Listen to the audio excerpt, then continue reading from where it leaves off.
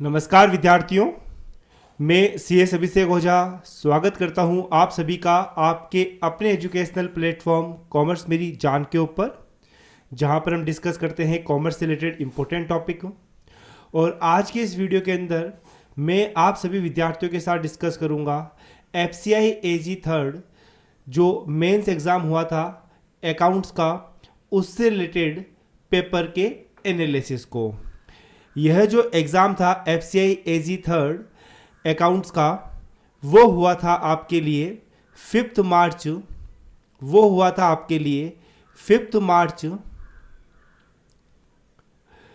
2023 को। और इसके अंदर 60 क्वेश्चंस पूछे गए थे। ऑनलाइन पेपर हुआ था यह।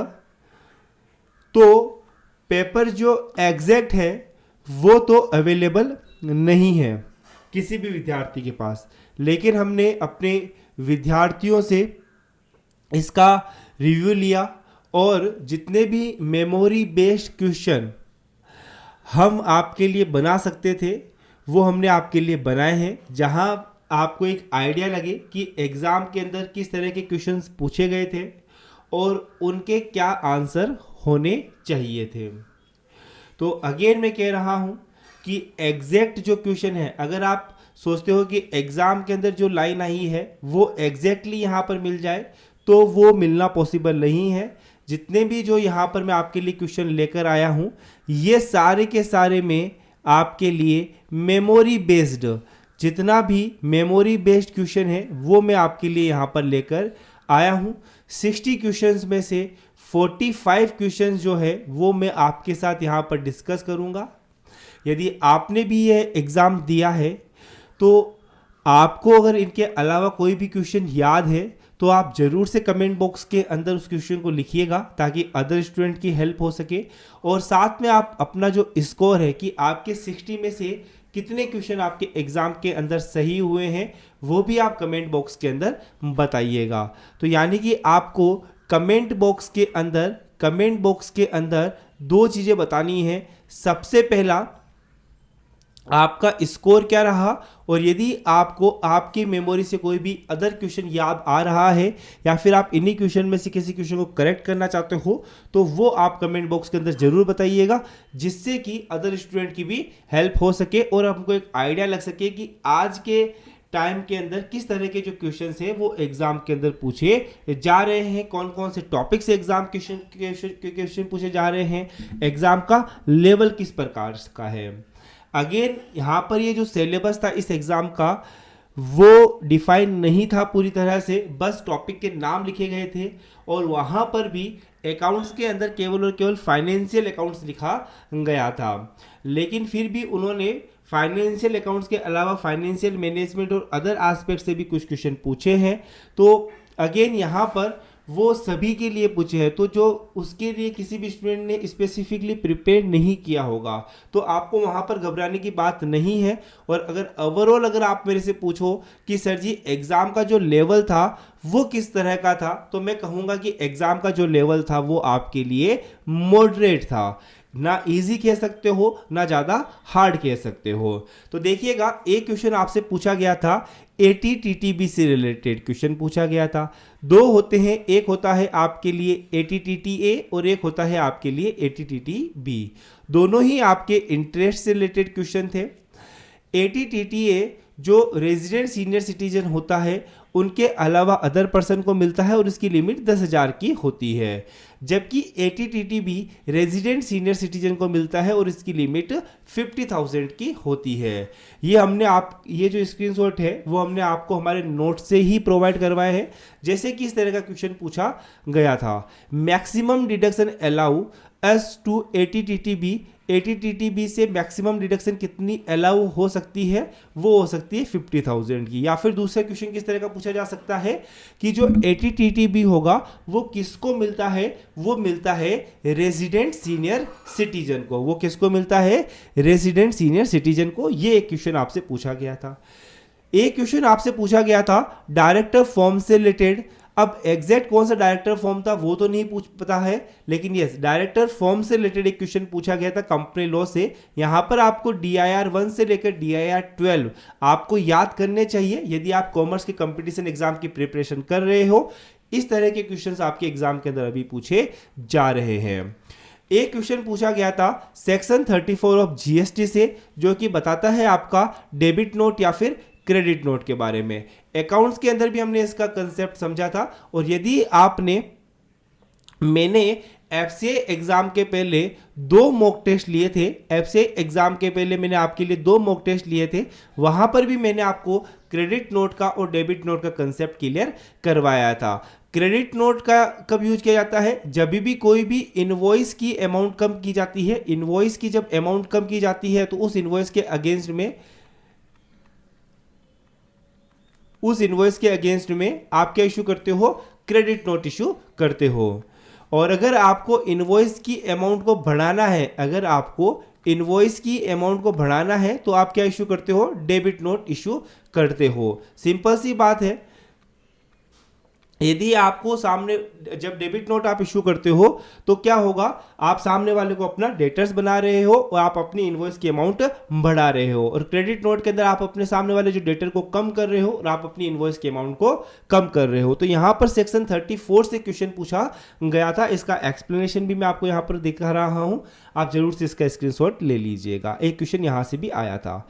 एक क्वेश्चन आया था आपके लिए ब्लू स्काई से रिलेटेड। अब ये ब्लू स्काई होता क्या है? ब्लू स्काई होता है जो गवर्नमेंट होती है वो लॉ वगैरह बनाती है जिससे कि मार्केट के अंदर, सिक्योरिटी मार्केट के अंदर जो फ्रॉडुलेंट एक्टिविटीज होती है ना, उनको रोका जा सके। तो इस तरह का कुछ क्वेश्चन आया था कि blue sky refers to, blue sky का मतलब क्या होता है? स्टेट लॉ जो गवर्नमेंट लॉ बनाती है to prevent the market abuse, ताकि मार्केट के अंदर फ्रॉडुलेंट एक्टिविटी कम से कम हो। नेक्स्ट आता है फाइनेंशियल लीवरेज। फाइनेंशियल लीवरेज से रिलेटेड फॉर्मूला आया था, FM का क्वेश्चन आ गया था। फॉर्मूला क्या होता है? EBIT upon EBT। डायरेक्ट ही क्वेश्चन आया था। फाइनेंशियल लीवरेज का फॉर्मूला आपसे एग्जाम के अंदर पूछा गया था। तो फाइनेंशियल लीवरेज का फॉर्मूला क्या है? EBIT upon EBT। एक क्वेश्चन आपसे पूछा गया था स्मॉल शेयर होल्डर से रिलेटेड, कंपनी लॉ के स्मॉल शेयर होल्डर से रिलेटेड क्वेश्चन पूछा गया था। स्मॉल शेयर होल्डर कौन होता है? एक ऐसा शेयर होल्डर जिसने 20,000 रुपए की वैल्यू तक के शेयर होल्ड करके है, और 20,000 रुपए क्या होनी चाहिए? फेस वैल्यू होनी चाहिए। क्वेश्चन कुछ इस तरह का था। इसमें small share holder means A share holder holding shares of nominal value of not more than, कितने रुपए से ज्यादा की वैल्यू के वो शेयर नहीं रखता है? 20,000 रुपए से ज्यादा की वैल्यू के वो शेयर नहीं रखता है। और ये 20,000 रुपए जो नॉमिनल वैल्यू होनी चाहिए या फिर फेस वैल्यू होनी चाहिए। ये क्वेश्चन आपसे पूछा गया था। अगेन मैं आपको कह रहा हूं कि विद्यार्थियों, ये कोई एग्जैक्ट क्वेश्चन नहीं है, और एग्जैक्ट क्वेश्चन आपको कहीं पर भी पूरे यूट्यूब के ऊपर भी नहीं मिलने वाले हैं, कहीं पर भी किसी भी संस्थान ने आपके लिए प्रोवाइड नहीं करवाए हैं। और जितना हम आपको कह रहे हैं कि जितने मेमोरी बेस्ड क्वेश्चन हम आपको प्रोवाइड करवा रहे हैं, जितनी एक्यूरेसी के साथ हम आपको प्रोवाइड करवा रहे हैं, उतना भी किसी भी ऑनलाइन या ऑफलाइन प्लेटफॉर्म ने आपको प्रोवाइड नहीं करवाया होगा। हमारा यहाँ पर टारगेट क्या है? हमारा टारगेट है कि हमारा जो FCI का जो पेपर आया था वो किस तरह का पेपर था, किस तरह के क्वेश्चंस उसमें पूछे गए हैं, ताकि अगर फ्यूचर में भी FCI का एग्जाम हो तो हमको हेल्प मिल सके। अदर जो कॉमर्स के कॉम्पिटिटिव एग्जाम आ रहे हैं उनमें हमको हेल्प मिल सके कि किस तरह के क्वेश्चंस एग्जाम के अंदर पूछे गए थे और किस तरह का लेवल आजकल एग्जाम के अंदर क्वेश्चन पूछे जा रहे हैं। एक क्वेश्चन आया था कि 50-50 जो टेस्ट होता है वो किसके लिए होता है? 50-50 टेस्ट होता है NBFC के लिए, नॉन बैंकिंग फाइनेंशियल कंपनी के लिए 50-50 टेस्ट होता है। यहाँ पर इसका मतलब क्या होता है? कि इसका मतलब होता है कि उसकी जो टोटल एसेट्स होती है ना नॉन बैंकिंग फाइनेंशियल कंपनी की, उसके अंदर 50% जो एसेट्स होती है कम से कम वो फाइनेंशियल एसेट्स होनी चाहिए, ये डेट वगैरह जो देती है। और इसके अलावा कहा गया है कि इसकी जो टोटल इनकम होती है ना, उसमें से इन फाइनेंशियल एसेट्स से जो इनकम आती है वो कम से कम 50% आनी चाहिए, मतलब 50% से ज़्यादा आनी चाहिए। तो ये होता है 50-50 टेस्ट। और क्वेश्चन था कि 50-50 टेस्ट कहाँ पर एप्लीकेबल होता है। 50-50 टेस्ट एप्लीकेबल होता है एनबीएफसी के लिए, नॉन बैंकिंग फाइनेंशियल कंपनी के लिए। एक क्वेश्चन आपके नॉमिनल अकाउंट से पूछा गया था। नॉमिनल अकाउंट के अंदर क्या आती है, जितने भी जो एक्सपेंसेज आते हैं और जो इनकम आती है वो आपके लिए नॉमिनल अकाउंट के अंदर आती है, जैसे कि सैलरीज हुआ, रेंट हुआ, डिस्काउंट अलाउ हुआ, बेड डेट्स वगैरह हुआ। इजी सा क्वेश्चन था यहाँ से। और नॉमिनल अकाउंट के अंदर जो भी आपके एक्सपेंसेज होते हैं उनको आप डेबिट कर देते हो, और जो भी आपकी इनकम होती है उनको आप क्रेडिट कर देते हो। एक क्वेश्चन आपके नेगोशिएबल इंस्ट्रूमेंट से रिलेटेड क्वेश्चन आया था, एग्जैक्ट क्वेश्चन नहीं पता, यस, लेकिन आपको ये ध्यान रखना है कि नेगोशिएबल इंस्ट्रूमेंट एक्ट जो है वो भी एग्जामिनर का फेवरेट एक्ट है, यहां से भी क्वेश्चन एग्जामिनर पूछता है। एक क्वेश्चन आपके ईपीएस से आया था, और अगर आपने, अगेन मैं कह रहा हूं, देखो मॉक टेस्ट से एक क्वेश्चन तो हमने देख ही लिया था, मॉक टेस्ट से ये क्वेश्चन नंबर 2 था। ये भी अगर आप बात करते हो कि जो मैंने एफसीआई एग्जाम आपका कंडक्ट हुआ था 5 मार्च को, उसके पहले मैंने आपको 2 मॉक टेस्ट करवाए थे, उसके अंदर भी मैंने आपको ईपीएस का क्वेश्चन करवाया था, उसके अंदर भी मैंने आपको ईपीएस का क्वेश्चन करवाया था। तो एफएम से आपके इस तरह के जो क्वेश्चंस है वो आपके एग्जाम के अंदर पूछे गए हैं। अर्निंग पर शेयर का, अगेन अगर आप इसका जो आंसर है वो अपनी थोड़ी सी बुद्धिमत्ता लगाकर भी देते हो तो भी आपका इसका आंसर आ जाता है। अर्निंग पर शेयर का फॉर्मूला क्या होता है, earning available for equity share holder divided by number of equity shares. याद रखना है आपको, ये जो नंबर ऑफ इक्विटी शेयर लोगे ये आप वेटेड एवरेज फॉर्मूला से जो नंबर ऑफ इक्विटी शेयर आएंगे वो आप यहां पर लेते हो। नेक्स्ट आता है, एक क्वेश्चन आया था बहुत ही इजी क्वेश्चन, अगेन अकाउंट से। टोटल अकाउंटिंग स्टैंडर्ड आईसीएआई ने कितने इश्यू कर रखे हैं, 32 इश्यू कर रखे हैं। आपको यहां पर इंडेस का भी ध्यान रख लेना है कि भाई इंडेस कितने इश्यू कर रखे हैं, अगली बार क्या पता ऐसे क्वेश्चंस आ जाए। एक AS20 से क्वेश्चन आया था ईपीएस से रिलेटेड, अर्निंग पर शेयर से रिलेटेड, और वहां पर किस तरह का क्वेश्चन था, ये है अगेन की जो नंबर ऑफ इक्विटी शेयर आप नीचे डिवाइड करते हो उसके लिए आप कौन सा फॉर्मूला यूज करते हो, उसके लिए आप weighted average number of equity share आप वहां पर यूज करते हो। एक क्वेश्चन आया था, auditor who is employ of the company. Internal auditor जो होता है वो कंपनी का एम्प्लॉय हो भी सकता है और एम्प्लॉय नहीं भी हो सकता है, लेकिन क्वेश्चन था कि एम्प्लॉय कौन होता है, तो इंटरनल ऑडिटर कंपनी का एम्प्लॉय हो सकता है। तो ये क्वेश्चंस भी आपके एग्जाम के अंदर पूछा गया था। जीएसटी काउंसिल से रिलेटेड क्वेश्चन आपके आया था, और ये जीएसटी काउंसिल अगेन मैं कह रहा हूं कि ये भी मैंने आपको मॉक टेस्ट के अंदर करवाया था, ये भी मैंने आपको मॉक टेस्ट के अंदर करवाया था। ये स्लाइड जो है वो मैंने आपके मॉक टेस्ट से ही ली है। 2 मॉक टेस्ट मैंने आपको करवाए थे और दोनों ही मॉक टेस्ट के अंदर मैंने आपको जीएसटी काउंसिल का क्वेश्चन पूछा था। क्वेश्चन इस तरह से था कि जो जीएसटी काउंसिल के अंदर जो मेंबर होते हैं वो कौन होता है। एक मॉक टेस्ट में मैंने आपसे ये क्वेश्चन पूछा था, तो इसमें जो मेंबर होता है वो यूनियन फाइनेंस मिनिस्टर हो सकता है, और जो स्टेट के अंदर जो फाइनेंस की पोस्ट संभाले हुए हैं वो हो सकते हैं। और फिर मैंने आपको जीएसटी काउंसिल के बारे में बिल्कुल यहां पर डिटेल के अंदर एक्सप्लेनेशन भी लिखा था, और कहा था कि ये जो 5 पॉइंट आप इसको जरूर से याद कर लीजिएगा। इसके अंदर सेंट्रल और स्टेट का ये फोरम होता है, ये बताता है कि भाई जीएसटी की रेट्स वगैरह क्या होनी चाहिए। इसके अंदर सेंट्रल गवर्नमेंट का 1/3 वोट का हिस्सा रहता है और सभी स्टेट गवर्नमेंट मिलाकर 2/3 वोट का हिस्सा रहता है। तो ये वाली जो स्लाइड है वो मैंने आपके लिए, ये वाली जो स्लाइड है वो मैंने आपके लिए अपने मॉक टेस्ट से ही निकाली है। तो अगेन देखो, मॉक टेस्ट ज्वाइन करने का ये फायदा होता है, एक अच्छे मॉक टेस्ट ज्वाइन करने का ये बेनिफिट होता है। और ये मॉक टेस्ट बिल्कुल फ्री ऑफ कॉस्ट थे, लाइव क्लासेस के अंदर आप सभी के साथ मैंने कंडक्ट करवाए थे, और यहाँ से डायरेक्टली ही ये क्वेश्चंस आपके एग्जाम के अंदर पूछा गया है। तो यहाँ पर सेंट्रल का स्टेक ऑप्शन कितना होता है, 1/3 होता है। Directly question asked from mock test. मैंने जब मॉक टेस्ट आपको करवाए थे तभी भी मैंने आपको बोला था कि मॉक टेस्ट से या तो देखो डायरेक्टली क्वेश्चन आएंगे या फिर इस तरह के सिमिलर क्वेश्चन आपके एग्जाम के अंदर आने वाले हैं। नेक्स्ट आता है adjustment of same head loss with the same head income. देखो, सेम हेड लॉस का सेम हेड इनकम से अगर आपका एडजस्टमेंट होता है तो उसको इंट्रा हेड एडजस्टमेंट के नाम से जाना जाता है। सेट ऑफ का ये क्वेश्चन है। Profit after tax and dividend payment. जो प्रॉफिट होता है टैक्स और डिविडेंड को पे करने के बाद में वो बचता है आपके लिए retain earning. Non performing assets से रिलेटेड आपके एग्जाम के अंदर क्वेश्चन पूछा गया था। एक क्वेश्चन आया था कि contract will be sell be valid if, अगर एक कॉन्ट्रैक्ट वैलिड से स्टिल बी वैलिड, अगर एक कॉन्ट्रैक्ट कब वैलिड होगा, जब वो कंसिडरेशन होना चाहिए, चाहे कंसिडरेशन एडुकेट ही क्यों ना हो, लेकिन कंसिडरेशन होना चाहिए, तभी जाकर वो कॉन्ट्रैक्ट क्या हो जाता है, वैलिड हो जाता है। अगर कंसिडरेशन नहीं है तो वैलिड नहीं होगा, लेकिन यदि कंसिडरेशन है और एडुकेट कंसिडरेशन नहीं है तो भी आपके लिए वो वैलिड हो जाएगा। जैसे कि 60 लाख रुपए का घर है, वो अगर 1 लाख रुपए में भी बेचा है तो वहां पर वो कंसिडरेशन वैलिड हो जाएगा।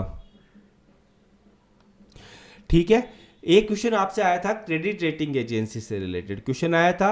अगेन यहाँ पर क्रेडिट रेटिंग एजेंसीज के जो नाम है आप वो जरूर से याद कर लीजिएगा। क्रिसिल हुआ, इकरा हुआ, केयर हुआ, इंडिया रेटिंग एंड रिसर्च हुआ, एक्यूटेट रेटिंग एंड रिसर्च हुआ, brick work rating India private limited हुआ। तो यहाँ पर क्या होता है, यह क्रेडिट रेटिंग एजेंसी से अगेन मैं बता रहा हूँ, दो तरह के जो क्वेश्चंस होते हैं वो एग्जाम के अंदर आते हैं। एक आता है कि क्रेडिट रेटिंग एजेंसी कौन सी नहीं है, एक तो ये क्वेश्चन आपके एग्जाम में पूछ लेगा, उसमें से इन 7 में से 3 तो दे देगा और एक कोई अलग से दे देगा। एक क्वेश्चन आपके एग्जाम में आ जाता है क्रेडिट रेटिंग एजेंसी की फुल फॉर्म आपसे एग्जाम के अंदर पूछ ली जाएगी कि केयर की फुल फॉर्म क्या है, क्रिसिल की फुल फॉर्म क्या है, इकरा की फुल फॉर्म क्या है। तो इस तरह के जो क्वेश्चंस होते हैं वो आपके एग्जाम के अंदर पूछे जा सकते हैं, पूछे गए भी हैं और आगे भी पूछे जाएंगे। एक क्वेश्चन आया था आपका सीपीए से रिलेटेड फुल फॉर्म। देखो सीपीए की फुल फॉर्म क्या होती है, सर्टिफाइड पब्लिक अकाउंटेंट। सीपीए की फुल फॉर्म क्या होती है, सर्टिफाइड पब्लिक अकाउंटेंट। एक क्वेश्चन आया था बीआरएस से रिलेटेड न्यूमेरिकल क्वेश्चन। और अगर किसी ने भी अगेन कोई ऐसे नहीं कि सर अपनी ही तारीफ खुद किए जा रहे हैं कॉमर्स मेरी जान वाले, ऐसा नहीं है।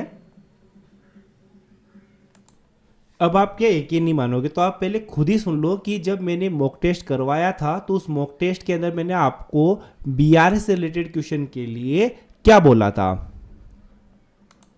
बताओ थर्ड क्वेश्चन समझ में आया या फिर नहीं आया, है ना। क्योंकि मेरे को जहां तक लगता है ना बीआरएस से एक क्वेश्चन आपके एग्जाम के अंदर जरूर पूछ लेता है एग्जामिनर, है ना। तो थर्ड के अंदर यहाँ पर क्या आंसर रहेगा, डी आंसर आपके लिए रहेगा। देखो सर जी, ये होता है आपके जब आप सालों से पढ़ा रहे हो किसके लिए, कॉमर्स के कंपटीशन एग्जाम के लिए। ऐसा नहीं कि बस कुछ टाइम पीरियड के लिए वैकेंसी आई है तब हमने कॉमर्स के कंपटीशन एग्जाम के लिए पढ़ाना स्टार्ट कर दिया है और उसके बाद में वापस पढ़ाना बंद कर दिया है, बाकी वैकेंसीज की तरफ चले गए हैं।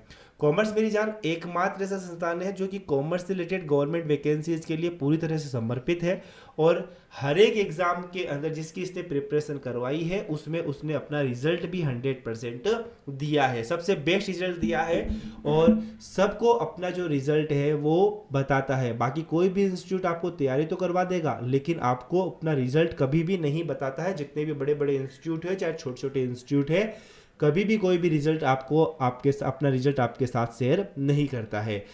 तो 2 मॉक टेस्ट करवाए मैंने, 2 मॉक टेस्ट से आप देख रहे हो कि कितने सारे क्वेश्चंस हो गए। वो तो एग्जामिनर ने थोड़ा सा टाइम कम दे दिया, वरना तो मैं कहता हूं कि सभी क्वेश्चंस में आपको मॉक टेस्ट और अपने जो हमारे जो कोर्स है उन्हीं से आ जाते हैं हमारे। एक क्वेश्चन आया था आपके अकाउंट्स का क्वेश्चन आया था कि प्रिलिमिनरी एक्सपेंसेस क्या है। तो ये क्या है, एक तरह की फिक्टिशियस एसेट्स होती है और फिक्टिशियस एसेट्स के एग्जांपल क्या हो सकते हैं, प्रिलिमिनरी एक्सपेंसेस हो सकते हैं, प्रमोशनल एक्सपेंसेस हो सकते हैं, discount on issue of shares हो सकता है।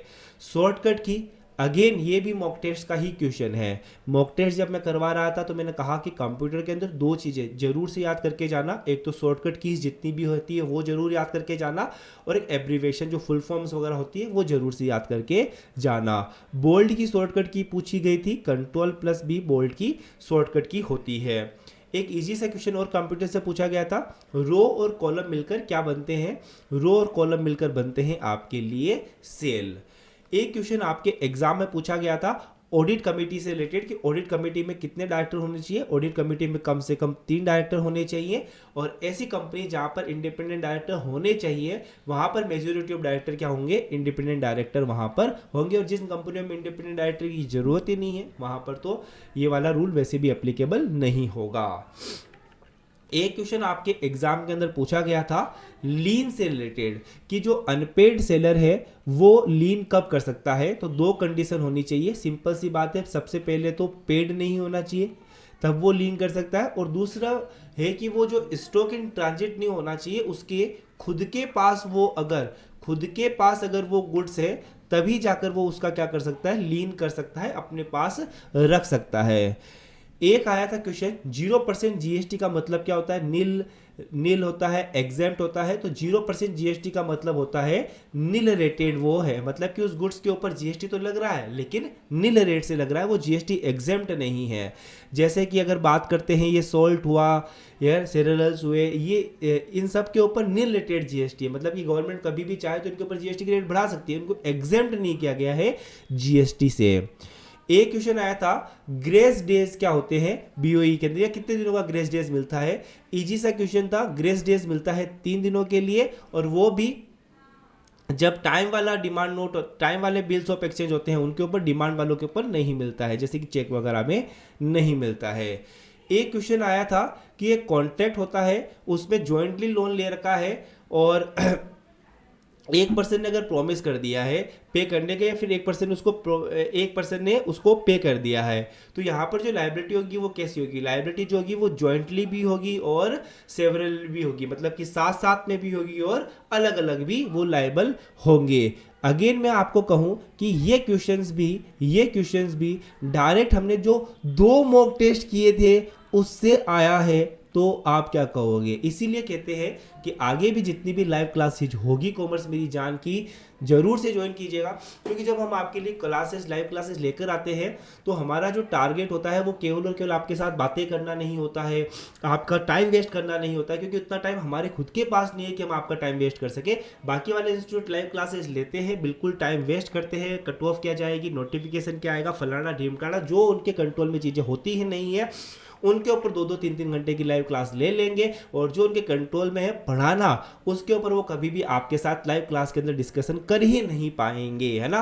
तो ये क्वेश्चंस भी अगर मैं आपको कहूं कि डायरेक्ट मॉक टेस्ट से आया था, देखो ये क्वेश्चंस मॉक टेस्ट से जाकर जरूर देख लेना कि XYZ थे, उन्होंने जॉइंटली प्रॉमिस टू पे, उन्होंने मतलब कि जॉइंटली प्रॉमिस टू पे कुछ रुपया लिया था और कहा कि हम आपस में मिलकर उसको पे करेंगे, है ना, डी को, और जेड ने क्या किया, पूरा रुपया पे कर दिया। अब जेड ने पूरा रुपया पे कर दिया तो यहां पर जेड क्या कर सकता है, 25,000 रुपए एक्स और वाई से रिकवर कर सकता है, क्योंकि यहां पर उनकी जो लायबिलिटी थी वो प्रॉमिस को पूरा करने की जॉइंटली भी थी और सेवरली भी थी। तो जॉइंटली तो यहां पर जेड ने पे कर दिया था, लेकिन अब सिंगल सेवरली वो एक्स और वाई से ये अमाउंट कलेक्ट कर सकता है।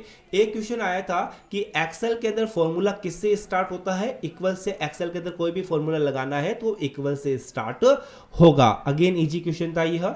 ऑडिट फर्म का जो टेन्योर होता है वो मैक्सिमम 2 बार हो सकता है 5 सालों का, और उसके बाद में 5 साल का उसका कूलिंग पीरियड होना चाहिए। ये क्वेश्चंस आपके एग्जाम के अंदर पूछा गया था।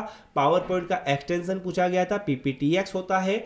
एक क्वेश्चन आपके आया था 1032 से रिलेटेड, जो माइनर की इनकम जो एग्जेम्प्ट होती है वो कितनी होनी चाहिए, मैक्सिमम 1500 रुपए पर चाइल्ड हो सकती है, मैक्सिमम 1500 रुपए पर चाइल्ड हो सकती है यदि उसकी इनकम उसके माता पिता की इनकम के अंदर ऐड होती है।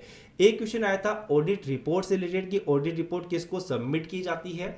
तो देखिएगा जो अपनी ओपिनियन वगैरह होती है वो मेंबर्स को दी जाती है। तो इसका एग्जैक्ट क्वेश्चन हमको पता नहीं चला, किसी को पता है तो जरूर से आप कमेंट बॉक्स के अंदर बताइएगा।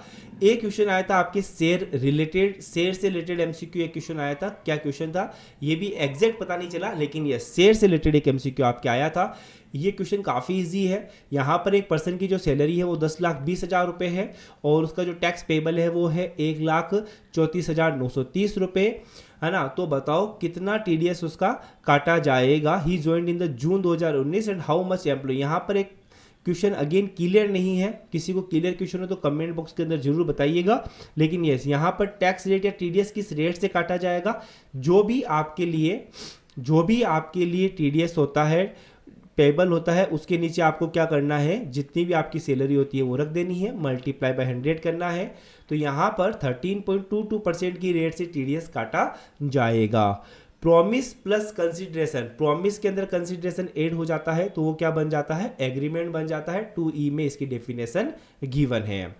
एक क्वेश्चन था प्रॉफिट मैक्सिमाइजेशन। प्रॉफिट मैक्सिमाइजेशन का मतलब क्या होता है, प्रॉफिट मैक्सिमाइजेशन का मतलब होता है कि जहां पर हम करंट में ही ध्यान दे रहे हैं कि आपका अभी करंट में प्रॉफिट मैक्सिमाइज्ड हो जाए, हम वहां पर टाइम वैल्यू ऑफ मनी को ध्यान में नहीं रखते हैं। नेक्स्ट आता है मनी मेजरमेंट कंसेप्ट से रिलेटेड एक क्वेश्चन आया था। एग्जैक्ट क्वेश्चन क्या था वो आइडिया नहीं लगा, लेकिन यस मनी मेजरमेंट कंसेप्ट से क्वेश्चन पूछे जा रहे हैं। एक होता है ऑडिट ट्रेल। अगर आप सेक्शन 143 पढ़ते हो ऑडिटर की ड्यूटी की, तो वहाँ पर भी लिखा गया है कि कोई भी ऑडिटर होता है कोई भी ऑडिटर होता है जब वो ऑडिटिंग करता है तो उस कंपनी के ऑडिट ट्रेल को पहले से अच्छे से समझ ले। ऑडिट ट्रेल क्या होता है कि कंपनी का जो अकाउंटिंग सॉफ्टवेयर है, जहाँ पर क्या होता है कि सिंपल सी बात है, एक जनरल एंट्री करने से पूरे फाइनल अकाउंट्स ऑटोमेटिकली ही प्रिपेयर हो जाते हैं। वहाँ पर जो ऑडिटिंग की जाती है वो रिलेटेड होती है आपके ऑडिट ट्रेल से। एक आपके एक्रूड इंटरेस्ट का क्वेश्चन आया था, यहाँ पर ऑलमोस्ट 3 मंथ्स का एक्रूड इंटरेस्ट था। ये आपके फाइनेंशियल स्टेटमेंट जो एडवांस वाले हैं, एडजस्टमेंट वाले हैं, वहाँ से क्वेश्चन था। एक आपके एडवांस पेमेंट से रिलेटेड क्वेश्चन आया था कि एडवांस पेमेंट का रेट का नहीं आया था। जो क्वेश्चन स्टूडेंट ने बताया है कि एडवांस पेमेंट जो होता है उसे पे करने से क्या होता है कि आपके ऊपर टैक्स बर्डन कम होता है, कुछ इस तरह का क्वेश्चन आपके लिए था। एक क्वेश्चन आया था सेल्स ऑफ गुड्स एक्ट से कि सेल्स ऑफ गुड्स एक्ट किसके साथ डील करता है, यह केवल और केवल मूवेबल प्रॉपर्टी के साथ डील करता है, मूवेबल गुड्स के साथ डील करता है, जिसमें मनी और एक्शनेबल क्लेम को शामिल नहीं किया जाता है। एक क्वेश्चन आया था इनमें से कौन सा जो फंड होता है उसकी संडे को भी एनएवी शो होती है, मतलब कि संडे को भी उसकी एनएवी कैलकुलेट की जाती है। वो फंड होता है आपके लिए लिक्विड फंड, जिसकी बाकी वाले जो फंड होते हैं उनको संडे को उनकी एनएवी कैलकुलेट नहीं होती है, लेकिन लिक्विड फंड की एनएवी संडे को भी कैलकुलेट होती है। एक ऑपरेटिंग सिस्टम से रिलेटेड क्वेश्चन आपके एग्जाम के अंदर पूछा गया था कि इनमें से कौन सा ऑपरेटिंग सिस्टम नहीं है। तो कुछ इस तरह के क्वेश्चन आपके एग्जाम के अंदर आए थे। अगेन कह रहा हूं कि इजी लेवल भी नहीं था, हार्ड लेवल भी नहीं था, मॉडरेट लेवल के क्वेश्चंस आपके एग्जाम के अंदर पूछे गए हैं। इसके अलावा किसी भी विद्यार्थी को कोई भी क्वेश्चन याद है एग्जैक्ट तरीके से या फिर इस तरह से कि हाँ इस तरह का क्वेश्चन आया था, तो वो कमेंट बॉक्स के अंदर जरूर बताइएगा। और साथ ही साथ आपका स्कोर क्या हो रहा है कॉमर्स पोर्शन के अंदर, वो भी कमेंट बॉक्स के अंदर जरूर से बताइएगा। एंड इसी के साथ all the very best for your exam. और कॉमर्स मेरी जान चैनल को सब्सक्राइब कर लीजिएगा यदि आपने अभी तक सब्सक्राइब नहीं किया है। अगेन जितने भी फ्यूचर के अंदर हम आपके लिए लाइव क्लासेज वगैरह लेकर आएंगे उनको भी जरूर से ज्वाइन कीजिएगा, क्योंकि सिर्फ 2 मॉक टेस्ट की लाइव क्लासेज हम लेकर आए हैं और उससे ही 4 से 5 क्वेश्चन एग्जाम के अंदर पूछ लिए गए हैं। अगर थोड़ा सा टाइम वो और देते, 10-15 मॉक टेस्ट अगर हम आपके लिए लेकर आते, तो आप सोच सकते हो कि कितने क्वेश्चन आपके यहाँ से मैच हो जाते। All the very best for your exam.